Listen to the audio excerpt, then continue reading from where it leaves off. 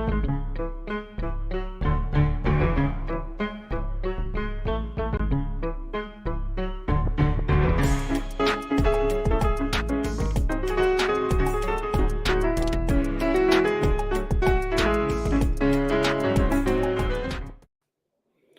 is up, everybody? Welcome to Theocracy. I'm your host, Theo Snodgrass, wherever you may be. Thank you for making me a part of your day. It's a beautiful day out here in Las Vegas, Nevada. The weather's starting to calm down a little bit. It's actually been raining like crazy. So here's the funny thing about Las Vegas. When it rains here, the streets flood because there's no fucking drainage. They just flood. That's what happens. Like the streets... It happens every time it rains. Here's the thing. No one seems that concerned about it. There's like 2 feet of standing water on the road. People are just driving. It just happens. Because it rains so infrequently. You've got like 20 rainy days a year in Vegas. That's it. And the rest of it is just mostly sunshine. It's about 70% of the year, probably 75% of the year is like beautiful sunshine. And then 25% of the year is excruciating heat. It's not good. I'm not built for it.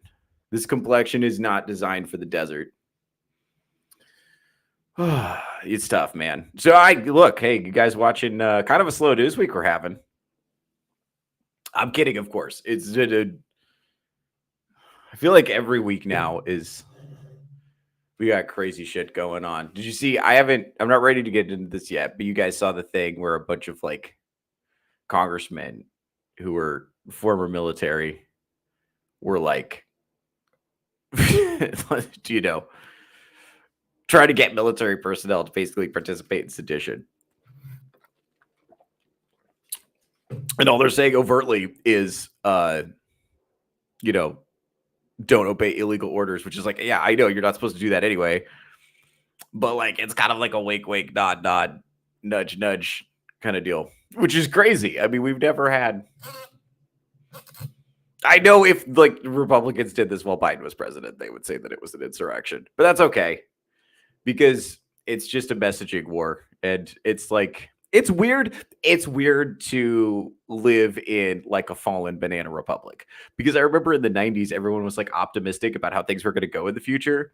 And now everything is like uncertain. And it feels like we're being ruled by a bunch of reptilian PDF files. And they were just like psychopaths who don't care about us at all. And I think that sense of like anxiety is just excruciating. It permeates every single aspect of human interaction. And I think it's like bumming people out. I think people are like not psyched about hanging out with people. And a lot of times when you end up hanging out with people, they change the subject to politics, which I think is a betrayal. That's a betrayal of good social ethic. I think it's actually rude to talk about politics now. I think you have an obligation to talk about trivial things. I mean that. I think you have an obligation. You have an obligation to, socially bond with people using trivial things like sports. I'm telling you. Anyway. I'm going to say one more thing. I do want to talk about this marriage stat because I promised I would talk about that. But I do want to say one more thing. I've noticed stand-up comedy is weird because you get a lot of different types of people kind of blending, but the social hierarchy is different. So you'll get stand-up comedy is mostly weirdos, but it depends on how you got into it. Like, okay, so you've got weird theater kids who got into it from theater, and they're like very like... That's where you get your like gay lefty, your sort of your Brennan Lee Mulligans, your dropout college humor, that kind of stuff is like, that's theater kids. That's one way to get into stand up. And then, but there's also like weird loner anime guys who got into stand up, like watching videos in their basement, and those guys are, like, that's more of like the section I follow. And these two groups ordinarily would not blend. And then this is the third category that's weird, is former jocks. Former jocks who are like athletes in high school who got into making people laugh in the locker room. And then so you're blending like the weird anime people with the jocks and the theater kids, and they're all kind of watching them interact socially is very weird. This is a weird. I don't know any other place that this would happen, because these people all ostensibly are into stand-up comedy, but they got into it in very different ways, and they have very different concepts of what they find funny. So let's check in with the chat, by the way. I'm just like monologuing about comedy because I'm waiting for people to show up, because I want to get into this marriage data, because a lot of people are freaking out about this stat that just came out. I don't actually think it's that big of a deal, but we're going to talk about it. We're going to talk about the discourse. Let's see. Runaway Vagabond is here. What's up, buddy? Runaway Vagabond, friend of the channel. By the way, my Runaway Vagabond, he hosts a show called I Swear It's Not Hentai that I also appear on. It's a lot of fun. It's on Sundays at 5:30 Pacific. Go and check that out. Can't be worse than San Diego raid. I don't drive since folks crash everywhere. Yeah, dude. SoCal. This is a problem throughout the entire American Southwest. A lot of people just like straight up do not understand how to drive in the rain. And as someone who grew up in the Pacific Northwest, that's crazy to me, because it just does not seem that hard. If you don't drive in the rain in the Pacific Northwest, you just don't drive very much. You could drive for like 15% of the year if you're not willing to drive in the rain. It's insane. So, what's up, Strider? Strider's here. Theo, that's Toasty. What's up, girl? How you doing? Happy to have you. Got to get you out touch grass sometime soon. That'll be fun. Or church kids who got told multiple times in youth group how funny they were. Yeah, okay. So let me tell you something. There's a ton of Mormons in stand-up. A ton of ex-Mormons and a ton of Mormons. And they're all, I swear to God, that's where it comes from. Like, you can fucking tell when they're Mormons because they grew up. They're just like a little bit, I don't know. They're like a little bit, they got like a screw loose. They got like assembled differently. I don't know what it is. They're just like socially different. I don't know what it is. They socialize them different up there. And that's, those folks get into, and what's weird, it's weird watching those people. It's weird watching those people interact. And it's like, comedians are weird anyway. Like, you will not meet a socially normal comedian. They're all weird people in their own way. But watching these different groups interact is bizarre.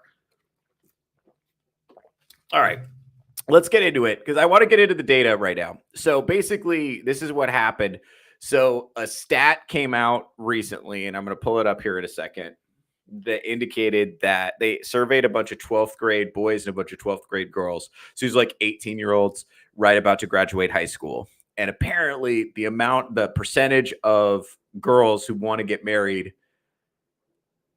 for sure has dropped precipitously since the last time they did the survey in 1993. So we're going to take a look at the data real quick. Let's see. Girls are now less likely than boys to say they want to get married. That was so this is what happened. So basically, this is for looking at this data. In 1993, 83% of girls said that they wanted to get married for sure. And then now it's 61%. And boys, it used to be 76%. Now it's 74%. So the boy number has not like moved in a statistically significant way. And the girl number has dropped off a lot. Now, a lot of people immediately, just looking at this chart, a lot of people did not read anything past this, right? A lot of people just went, they saw that and they were like, oh, look at this number big, this number small. Therefore, and then they started drawing conclusions from that. So the main thing I heard was that boys are unpalatable now because of Andrew Tate, and girls have taken notice of that. And so they've decided that, that's it, that they just don't like men anymore, that men are gross. Boys have cooties and men are badly behaved, and Nick Fuentes and whatever, and sexism. And that's why women don't want to do it. And then a lot of people kind of like justifiably pointed out the other side of that coin too, is that a lot of women have been on the receiving end of girl boss propaganda, and that has discouraged them from pursuing marriage. And a lot of women are getting messages that marriage is like disempowering, or that it's like slavery, or there's all this discourse about unpaid labor or man keeping. That's the new term, man keeping. It's where you have to do basically normal emotional interdependence that happens in a relationship. It's like, it's crazy how they describe it because they make it sound like women have to like babysit men's emotions with just like zero self-awareness of how much men have to babysit women's emotions. There's just zero self-awareness of like, look, anyone who's ever had a girlfriend knows that sometimes they just get upset for no reason and the afternoon is ruined and you just have no idea why. Like, okay, and what's crazy is they'll do it to themselves. They'll just come in off the top rope and be like, do you remember what you got me? This reminds me of what you got me for Christmas in 2006. Do you remember? Do you remember Christmas 2006? And then how well the rest of the day goes will hinge on your answer. Because if you just don't remember Christmas 2000, you don't remember what you got for Christmas 2006 because you just weren't thinking about it. That's it. Now she's going to draw assumptions from that you don't love her. You're like, wow.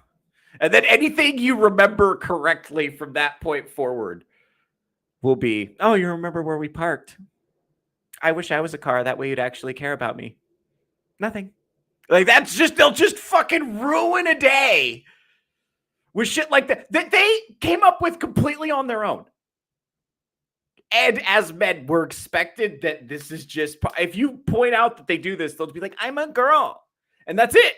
That's the only thing. You just have to deal with it. This is just part of coexisting with women is they're just going to do crazy bullshit like this. And we have to deal with it. They're going to ask you if you would still love them if they were a worm. Knowing full well that they would leave you if you lost your job. You will have to profess that you would love them if they were a worm. Otherwise, they will freak out. And that's just like part of dating women that we just acknowledge is reality and we deal with it. But no, like men relying on women for emotional support is man keeping. Anyway, this whole discourse about like unpaid labor, it makes it sound like I think the messaging a lot of people are getting, not just women, but the message a lot of people are getting is relationships are a lot of work and they're just not worth it. And I mean, well, I talk to a lot of real people too. Like I like to talk to a lot of older people and doing comedy. And if I meet somebody who's been married for a long time, I always ask them if I should get married. I always ask them that. 90% of the time they say no. 90% of the time, if I ask somebody who's been married for a long time, they'll be like, no, just live together. Don't get married. Okay. So I think that could be what's going on. Like there's a lot of things going on here. Some of it is cultural messaging. Some of it is undoubtedly, related to stuff on the internet. And some of it is like actually like in the cultural zeitgeist, people who have been married are actually telling young people not to get married. But also all of that is secondary because if you just look at this, right? If you just look at this and you draw your conclusions from that, it's misleading. What you would have to do, dear reader, is you would have to actually read the study to get a complete picture of the information. And as it happens, you're right. Your boy did one additional layer of research. One additional layer was all it took to just, all of the narratives are retarded. All of the narratives are retarded. So we're going to go to this. So it is true. 12th grade girls are less likely than boys to say they want to get married someday. And this was not true in 1993. But let's actually look at what they did say. Because remember, this was not a binary choice. This was not simply want to get married, definitely want to get married, and definitely don't want to get married. Actually, the category that grew the most for women was this middle one right here. No idea. No idea. And this is like all the numbers in the aggregate of all. This is all the 12th graders kind of mushed together. I wish they'd separated this one by gender. But as you can see, 80%, this is all of them, 80% dropped to 67%, which is still, by the way, a strong 2/3 majority.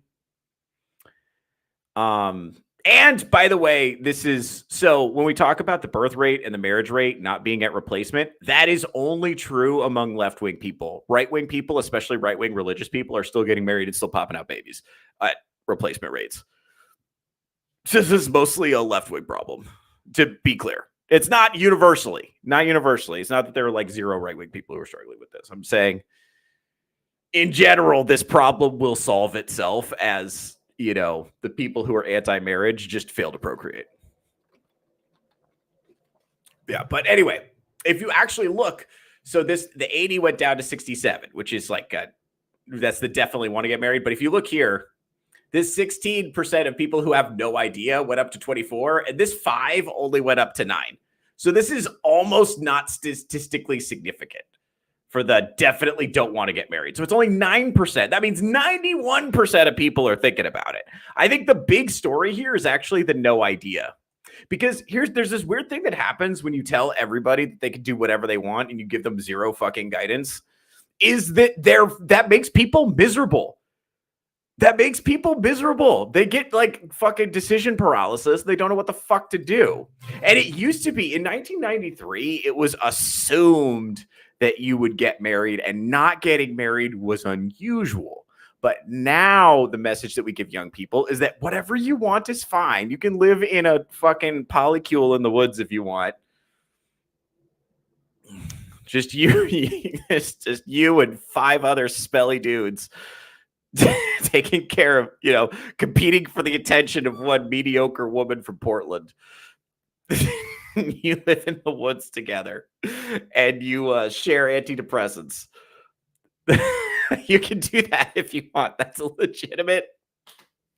We've all met that polycule. Okay, if you lived in the Northwest long enough, you've met that polycule. You know the one I'm talking about.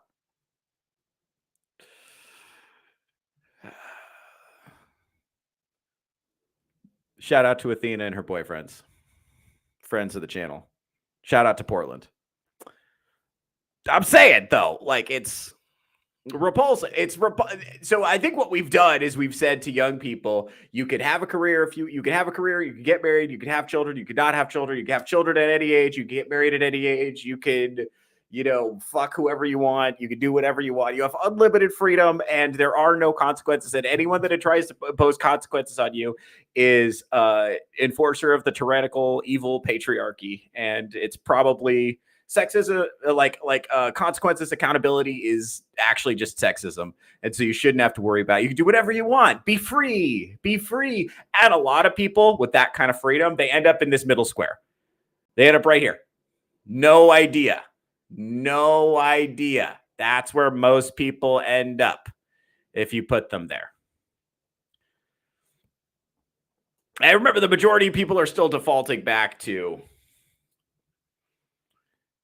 normal. But this is actually, I don't think it's an issue of women find teenage boys unpalatable to a greater degree than they did. First of all, teenage boys are kind of unpalatable. Like, and I hate to say, I know I have teenage boys who watch the show. I'm just telling you, you're at a stage in life where not a lot of people are going to like you.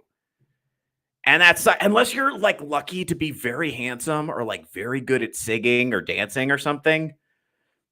Most people you meet are not going to like you. That's going to your life will get better when you're 28. I don't know what else to tell you. But like, if you're a teenage boy, a lot of people are not going to like you. And that's not new. Like teenage boy, like breaking news, teenage boys obnoxious. That's not new information. This is why Rome used to be constantly at war, because it needed something to do with these. Get them out of here. That's what Viking longboats were about. They would take all their unmarried men, put them in a boat, and send them somewhere else. This is not a new problem, right? So I don't buy that teenage boys are particularly unpalatable. I do think we have a lot more access to the unfiltered conversation of the opposite sex. So like boys are hearing like how shitty women are, and women are kind of hearing constantly how shitty men are. I don't know that people are shittier than they ever have been. I think it's like constant exposure to the shittiness via the box. The other thing too is that I don't know. I do think, so part of it is this idea that people are giving people unlimited freedom is actually giving people choice paralysis. You know, there's the fact that there is a lot of messaging coming in from the culture, encouraging particularly women not to get married, but men too, not to get married. And also the wisdom that's being handed down from the older generation are, you know, is basically encouraging people not to get married. So that's part of it. Part of it is like actually, you know, it is actually harder to form relationships with people now in a way that it kind of wasn't before. And it's the obsession with like everything that could possibly go wrong in relationships and just like drilling that into people. The other thing too, we don't talk about this enough, is that like the average woman now is feminist in a way that only the most psychopathic woman would have been in the 80s. And that's like the average. Like the average for how feminist a random woman is has moved really significantly. And I think that we got some videos on that. So we're going to bring that up. But I think that actually makes it really hard. And they're actually having some self-awareness about this. You actually see this. You're starting to see this a little bit where women are being honest about like, are my politics making it impossible for me to date men? It's like, yes. And that was the point of the PSYOP. They're so close to figuring it out, but I think it's, you know, it's people actually, I think it's people actually not understanding that they're kind of at war with reality. I think let's check in with the chat real quick because I'm kind of looking at the stats here. There's other stuff I want to bring up. Where'd we go? Oh, BS Warren is here, friend of the channel. What's up, buddy? Hey, check out his book. As his book was very good. Let's see. Emotional labor is a feminist psyop. You can't convince me otherwise. Okay, so I think this is part of the larger psyop to keep people apart. So unpaid emotional labor is a psychotic idea because it is like, it's literally just like the actual work of co-regulation and emotional interdependence and all this like normal stuff that has always been a part of human relationships. And the fact that you give and receive that. Now, apparently there's some women out here saying, you know, well, I've been giving a ton of emotional support and I haven't been receiving any emotional support. I don't know if I buy that narrative. I think a lot of times one of the things that I've learned is that most women are not nearly as emotionally intelligent as they think they are, and they're not nearly as emotionally supportive as they think they are. Like, and remember all this stuff about emotional labor, about unequal distribution of household chores, all this stuff, where they collect that data, it's all self-reported. It's all self-reported. So it's not so it's people's perception of how much they do in relation to their partner, not, you know what I mean? They're not objectively measuring this. And we have a bunch of women with a victim mindset who have said, I do way more in my relationship and my boyfriend does nothing. It may very well be the tendency for men in relationships is to do a lot of stuff and not seek praise for it because we're just doing what we feel like we're supposed to do. We're just trying to be as useful as we can. And a lot of the stuff that men don't do in relationships, it's like they tried to do it once and then you scolded them like a schoolboy and told him that he did it wrong because he didn't load the dishwasher in the exact geometric formation that you would have preferred. And he's like, oh, fuck, man, I don't want to fuck up that bad again. That sucked. I guess I won't do that anymore. And of course, we have this weaponized incompetence narrative. That's another one of these like little like psyop words, weaponized incompetence, where it's like you did that wrong on purpose because you wanted to hurt my feelings, which is just not how men socialize at all. It's just not. And a lot of this is like downstream of like they're trying to get men and women to misunderstand each other and to read in malevolence where there could simply be incompetence, or where it's like you have the like I said, you could choose how happy you want to be. You could either think that he did that maliciously on purpose to try to take you out because fuck you, Brenda, or you could laugh about it and move on and try to do it better next time. Like, is this like, that's the thing, is like maintaining relationships is actually very difficult and it's hard work. And I don't think we're being like at all honest with people about that. I think the main way people are learning about relationships is for pop culture. Dude, I don't think we're like accurately conveying information about that at all. That's the other thing too. Okay, so look at the numbers with children. This is 1993 to now. It's 59% of people said in 1993 said that they were very likely to stay married to the same person for life, and 25% said fairly likely. So that's 84%. And so these numbers haven't moved all that lot, even though 51% say very likely and 30% say fairly likely. It's still 80% of people who think that they're either very likely or fairly likely to stay married to the same person for life and want to have children. It's like, oh, the 64 went down to 48. Yeah, but that's very likely.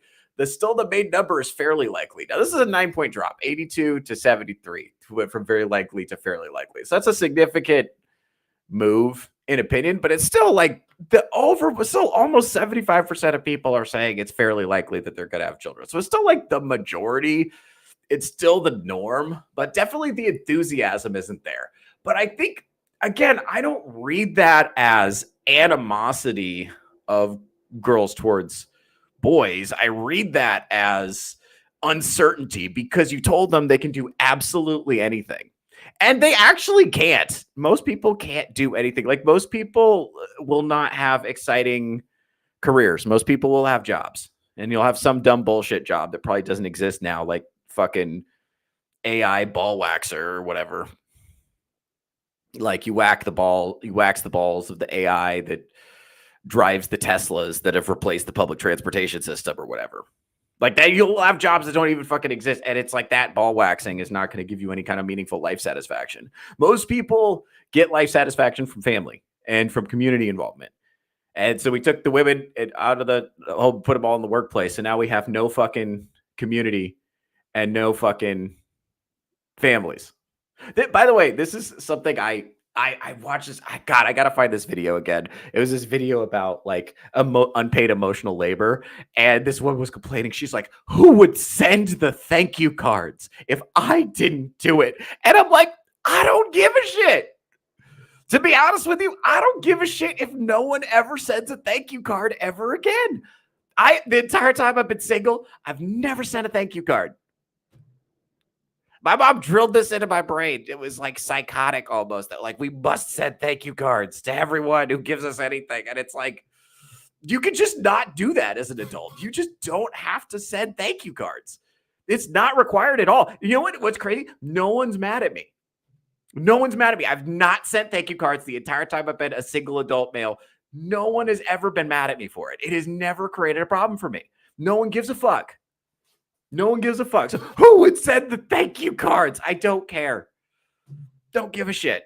Nobody. And that's the thing. A lot of this emotional labor is like imaginary stuff that the woman made up in her mind that has to get done or else she's a bad person. And it's like, how did you not know about thank you cards? It's like, I don't give a fuck. No one gives a fuck. No one cares if you do this or not, except you. You're giving yourself a complex for no fucking reason.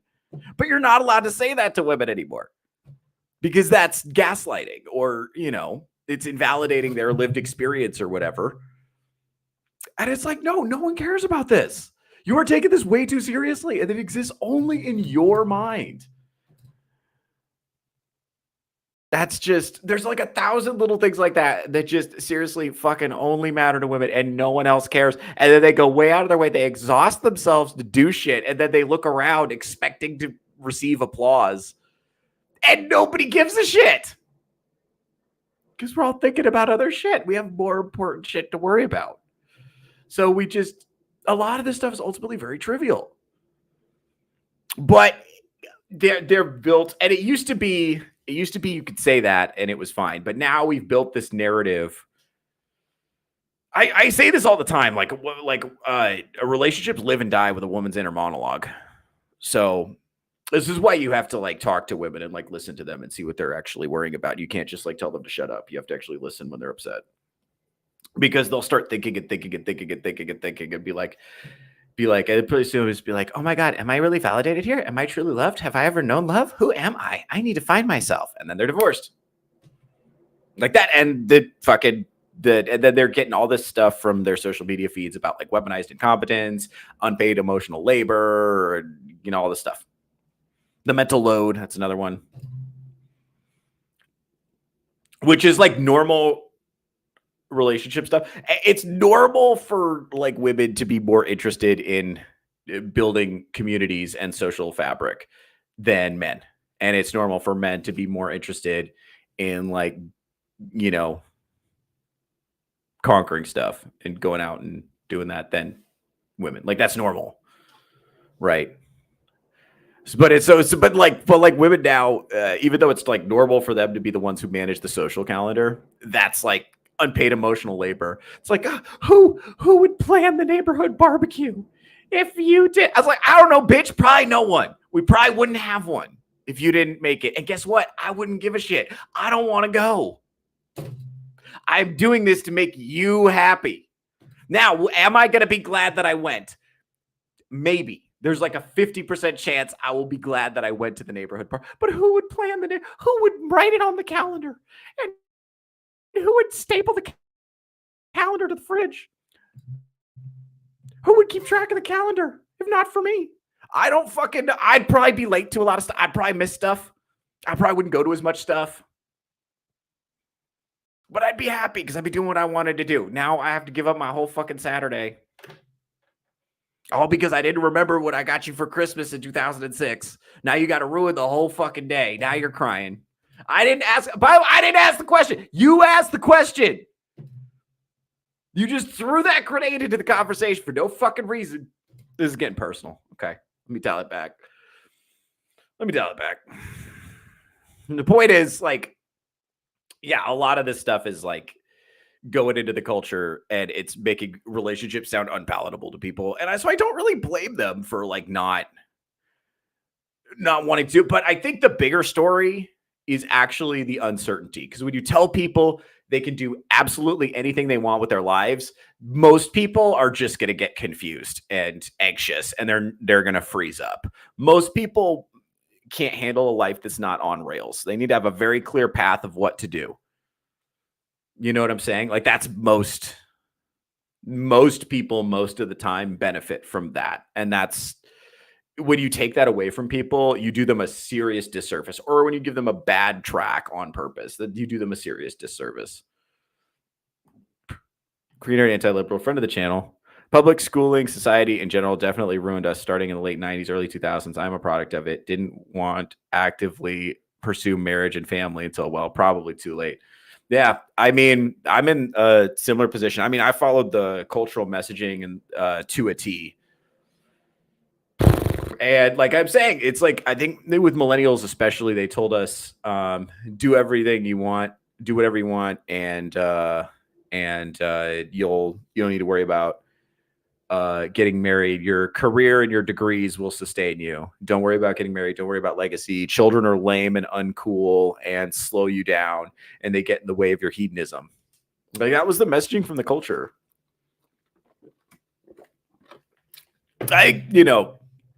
To their credit, I think Gen Z is waking up out of that. I think thanks to millennials, that Gen Z knows there's no pot of gold at the end of that rainbow. You know, like I feel bad for the millennials that are still holding on or who are like pivoting towards socialism, you know, because they think that's going to be the answer. And I told you, this is what happens when you give a bunch of people degrees and you tell them that makes them aristocrats and that makes them better than everybody. And then you make them go be baristas. And then they got to pour coffee for the tradie that makes 3 times as much as them. You know, when you told them they were better than everybody. And then you taught them a bunch of Marxist revolutionary theory while they were in school. Retarded. You cannot undo that level of class resentment. Once that's in the ecosystem, you can't get it out. And that's it. So that's, you know, like you'll want a cracker. Thank you, Watcher X, friend of the channel. Yeah, that's the career data level saying that's the exact messaging that made her indifferent and not eager for it. Yeah, it's like, yeah, it kind of sounds like it sucks. And by the way, the other thing too is that most single people right now are experiencing relationship in the form of like casual hookups that kind of come and go, and you just start fucking someone and hope it turns into a relationship. And it's like, that's fucking horrible. And it's like bad for your soul to do that over and over and over again. That's bad for your soul, especially for women. For men too. It's bad for men too, but it's especially bad for women. And if you think that like marriage is going to be like that, then, you know, but it's not. It's like forming a meaningful relationship with a person is like way different and better than just like fucking someone to pass the time. It's way better. It's just kind of retarded. Hail, bud, on my way to work. Full Metal Nate, friend of the channel. Make sure to check out Curse of Strahd. He's doing a D&D stream this Saturday. He's a good guy.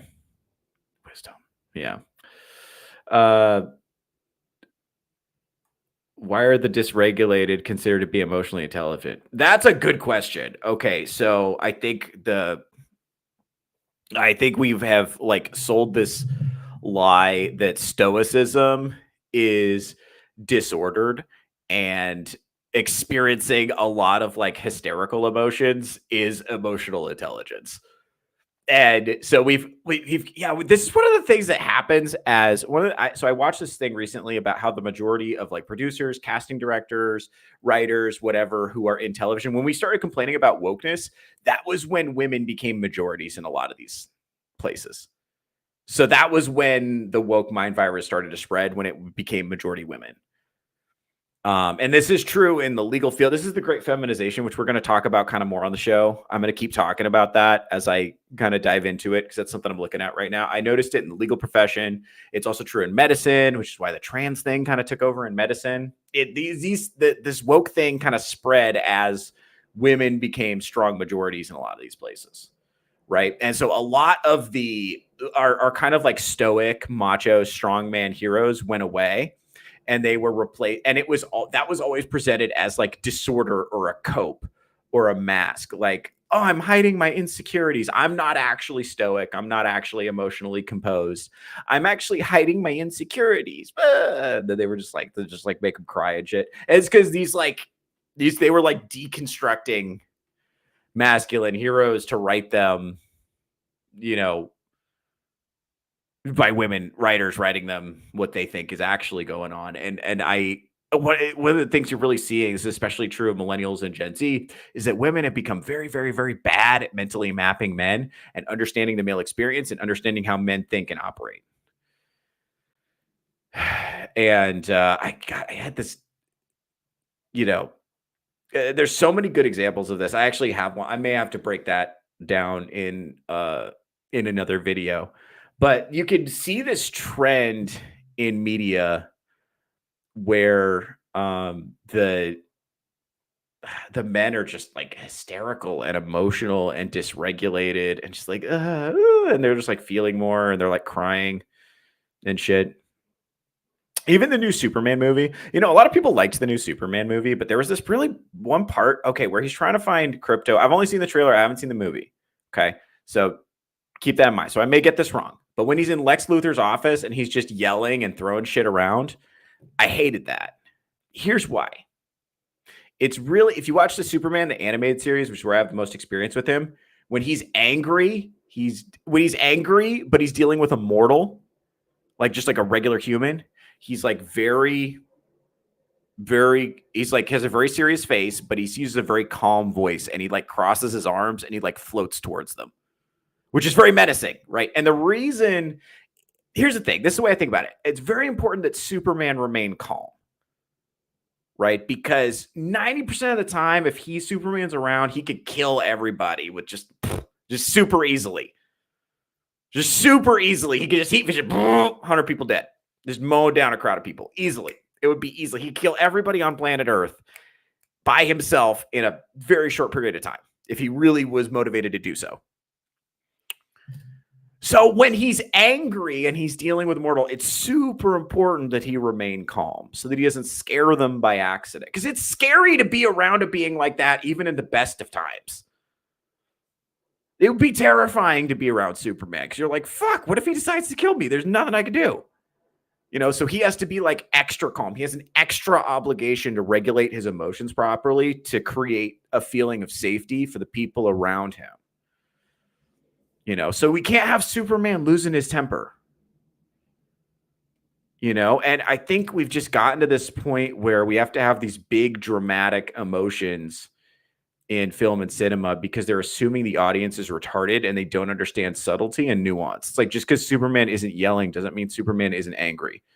He's showing restraint, which, by the way, that's one of the most important defining character traits of Superman and why he's good is because he shows restraint. That's one of the most important things about him, actually. So when you have Superman freaking out and yelling and screaming and crying like a little girl because his dog is missing, it's like, fuck, man, what's he going to do when 9/11 happens?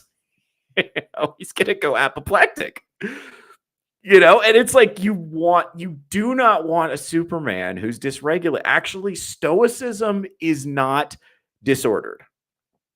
Stoicism, when practiced properly, is good and necessary. And having strong men who can practice stoicism and manage a crisis is actually a necessary prerequisite for civilization. And spreading the cultural message that stoicism is somehow disordered is going to have disastrous consequences. You will have a society run by emotional toddlers, people who are in adult bodies, but emotionally did not really mature, past the age of maybe at best 10 or 12. I think we're in like a society of 12-year-olds. I really do. And I think some of that is because there are actual 12-year-olds on Twitter, and that's pulling the discourse down, but also I think it's a lot of just really, really, really emotionally immature people. And this got worse. This was bad among boomers, is worse among millennials, and it's much worse among Gen Z. It's where we've essentially just abandoned this idea that stoicism is valuable. And it's actually like a necessary prerequisite. It's like all about me and how I feel right now. And I think that is sabotaging relationships too, because you cannot be that selfish and maintain a relationship. You certainly cannot have two people that selfish trying to be in relationships with each other, especially when at least one of those people, certainly the women, believe they have unlimited optionality because of dating apps and Instagram and stuff like that. So if everything's not perfect, so you're not really competing against, real guys even. You're competing against the imaginary fantasy guy that lives in her head that has all of the traits of every man on her roster. And that's the thing. Women don't have rosters. You're just on a bunch of dudes roster. I heard a guy say that the other day. That's great. It's not that you get dudes. It's a lot of dudes can get you. You don't have a roster. You're just on a lot of dudes rosters. Oh, man. Women got to understand how fucking disgusting casual sex is. And it's not. And just like how fucking gross men are, it's just like you're not going to compete with us in the domain of being fucking disgusting. You're not going to beat a man in the domain of being a filthy whore. You're just not. You're just not degenerate enough. I'm sorry to say it. It's like it doesn't matter how filthy of a whore you are. You're actually like not degenerate enough. You do not know how. I don't care how much you do not respect the men you sleep with. You don't understand how little they respect you. Like, you just don't understand. And I wish they did. I wish women knew how unpalatable they become to the men that they sleep with casually. I wish they knew how revolting they were to those men. Like, they don't understand that because they don't operate that way. They would not have sex with a man they found revolting unless there were extreme circumstances. They just wouldn't do that. And men absolutely will have sex with a woman they find revolting, just to get it out. God, I wish they understood that. And it's like not nice to say. I'm not saying that's good that men will do that, but like that is something that a lot of women do not understand. And it's like not fulfilling even in the short term. I know it's like exciting to like fuck random people when you're 22, but that shit becomes sad quick. By the time you're 32, bro, that shit is sad. And, you know, I mean, you really want to be fucking random people when you're like 40 plus? I mean, look, like sex can be like a super fun, awesome part of your life for like 20 to 40. But then like after that, you need a second hobby. I'm just being real. You need a second hobby. Most people in the second half of life find a lot more meaning in their families and in passing on the knowledge that they've acquired. And if you spent the first part of your life being like a useless fucking degenerate, you're not going to have any knowledge to pass on and you're not going to have a fucking family. The second half of your life is going to be really fucking sad. I'm just being real with you. And that's like that's normal fucking advice. That used to be like normal conventional wisdom. It used to be normal fucking advice we would just tell people. Just like figure your shit out. But we deliberately misled a bunch of people and we turned them into debt slaves on purpose by getting them to get useless educations, right? That do not have any economic, viability at all, right? And then we told them if anything is wrong at all, complain to the government. Don't fix it yourself. You don't have any personal agency. You just appeal to the government. That's the thing is we told this is, I think, what's confusing. This is what's resulting in a lot of women just not knowing what the fuck they want to do. Is we're like society's stacked against you, but you're a magical unicorn girl boss, and you owe it to your ancestors to get an amazing career. Having children is bad, but you can do it if you want. And I know like everything inside you aches to have children and have a relationship, but that's super lame. Because remember, is having a boyfriend embarrassing now? That was part of the zeitgeist like a couple weeks ago. This is all relatively recent that this stuff is all, coming out. So you can see the kind of messaging that they're getting. It's like, hey, I know everything inside you yearns to have a boyfriend, but that's cringe to say out loud. So here, have all these career options. That's going to give you choice paralysis. And now you're not going to know what the fuck you want to do.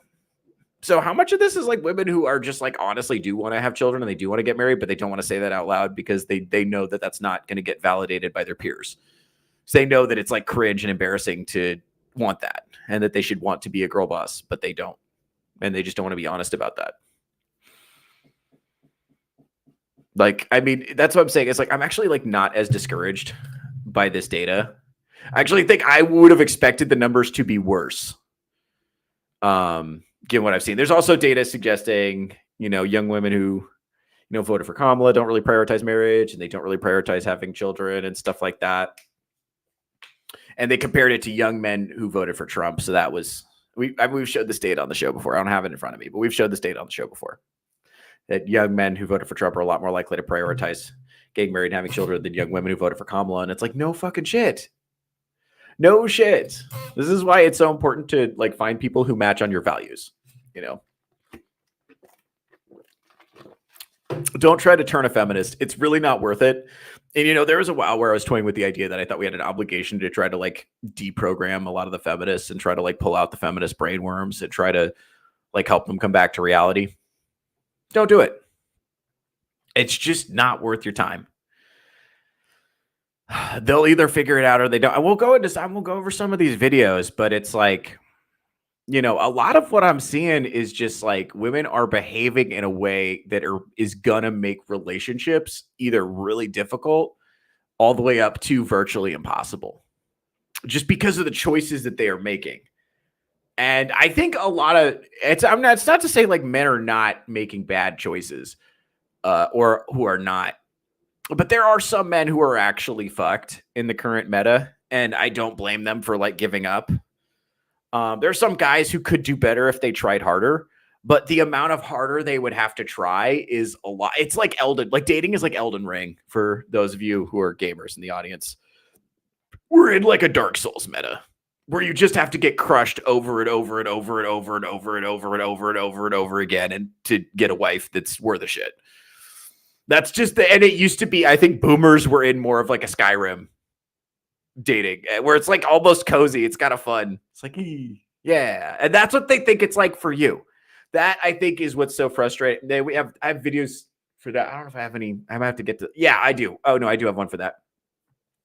So that's one of the reasons I think if you're a young guy and you have gone to older guys for dating advice, like your dad or like your uncles or whatever, guys who are like 40, 50 plus, and you find like the dating advice they're giving you absolutely sucks, it is terrible and would not work today. You're right. You're right. They're wrong. Even if they're being really condescending, even if they're being rude, even if they're calling you a pussy for not going out there, you're wrong. You're right. They're wrong. They actually don't get what it's like in the field. Like it is bad, you know? Oh, my dad learned about hoflation the other day. He actually asked me about hoflation the other day. So that's cool. So there's more awareness of it, but it's like they think dating is like Skyrim, and for you, dating is like Elden Ring or like Dark Souls. And you're like, dude, this is really fucking hard. And they're like, what the fuck do you mean? It's easy. And you guys aren't talking about the same game. Like, no, it's super fun, man. You just spam iron daggers. No, it's very hard. And you have to do a lot more for a lot less optionality. Because like this is why I mean, we'll work on that. We'll talk about this more on Touch Grass. But like there are ways to do it. I'm still trying to like navigate it as well to some degree. And I'm navigating it with a lot more experience. I remember what it was like before. Like I was around even before dating apps. And then I saw dating apps hit. I saw dating apps change the meta. I saw how COVID changed the meta. And I saw where we're at now. But I remember the before times. And I was like actively in the streets at that time. So I saw the changes, and I still have some of that old knowledge that I'm hoping to preserve into the future and pass on to people. Cause that still works. Like being funny and charming and interesting still impresses women in person. Like even if dating apps are fucked. Let's see. I've only sent a thank you card as an adult after work interviews. Yeah. If you've like a thank you email after like a job interview is fine. I don't like any guards, though. Birthday, holiday, etc. They annoy me, honestly. Guys, once again, green-haired anti-liberal is not like the other girls. She is not like the other girls. She's different and cool. She likes video games and hates pink. She is not like the other girls. All right. By extra bed. Maybe men don't want to be social media click fodder, and women like the attention of destroying men's lives. For men's social status. Yeah. Okay. So this is a big problem too. And I've run into this myself. One time, a couple of years ago, I had kind of like a brief thing with a girl comedian that I didn't, just why I don't do that anymore. I had a kind of brief thing with a girl comedian, and then she talked about it on stage in a way that was like very obvious that she was referring to me. And I was like, that fucking sucked. I didn't enjoy that at all. It was just like not something that I would do because I have like class and decency. Like I don't talk about where I put my dick for the most part. It's certainly not in any way that where individuals can be recognizable. I just think that's like super like not classy. Anyway. But yeah, and that is like a tendency of, and I actually like saw later, she'd done way worse. She'd aired out shit way worse on like other dudes that she'd messed with. So it ended up being good for me. I dodged a bullet kind of, but yeah, a lot of women will just like have a dating experience. Then they'll go online and just talk about it and talk about it and talk about it, talk about it. A lot of women have built their entire online brands around bad dates, which is just like a horrible death spiral to be caught in. If you have a TikTok following based on you roasting the people you go on first dates with, like that creates this horrible perverse incentive for you to continue going on bad first dates or continue being dissatisfied with your dating life so that you can maintain the attention you're getting. Like that kind of attention for women, I'm getting the sense that is addictive in a way that like mirrors how like internet pornography is addictive for men. That's what I think. I think that's why it's so, because for so many women it'd be like, well, just stop fucking posting shit and it would make you so much less of an asshole if you stopped doing that. And they can't. I don't think they can. Same way, like a lot of dudes know they probably shouldn't be beating off to porn, and they do it anyway. And I don't think they really can stop, or they can, but it would be a lot of fucking work, and I don't think a lot of women want to do that, even though it would make them, and then not even for like not even on some controlling shit. Like I don't want like, I mean, obviously I don't want you know, someone that I'm married to or dating to post pictures of their butt cheeks on Instagram, obviously, or to, wear excessively slutty Halloween costumes or club attire or whatever, but like you could, filter all that out ahead of time for one, but that's not really the issue I'm talking about here. I'm talking about just like the way they engage with social media and the way they feel compelled to farm attention is clearly an addiction for them, and it's shaping their personality in a bad way. This is true even for women who don't, have a following. I mean, it's an extreme example of like women. There's a whole ecosystem now of women who they have built an audience by venting about their dating experiences into the phone, which puts them in this death spiral where they're just like never going to have a good date again, basically, because that's not where the incentives are. But there's also just like the way, like most women who are like decently attractive can get significant followings on Instagram if they're willing to just post revealing photos, and it will shape their personality in like a suboptimal way. And it's like, have you ever seen this where women are like out